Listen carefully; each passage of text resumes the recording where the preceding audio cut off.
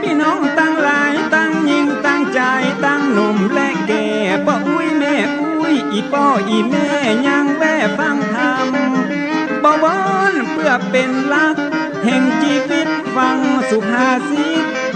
คำสอนด้วยพระครูวิสิทธิ์ศีลาภรณ์เจ้าคณะตำบลป่าแดด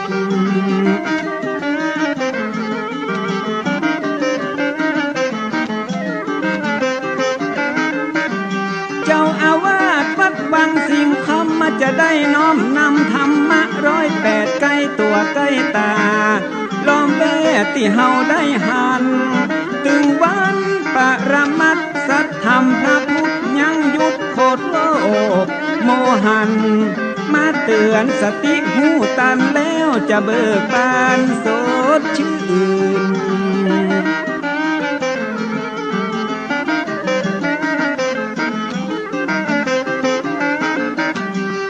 คนดีมีศีลธรรมเหมือนมีเงินปัน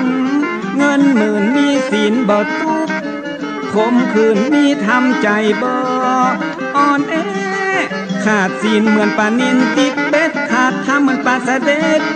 ติดแห่ฟังธรรมเอาธรรมะดูแลถือศีลเอาศีลยึดเหนี่ยว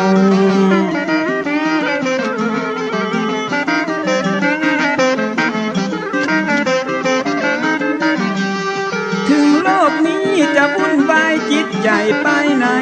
บ่ห่อเหี่ยวมีศีลธรรมยึดเหนี่ยวจิตใจก็จะ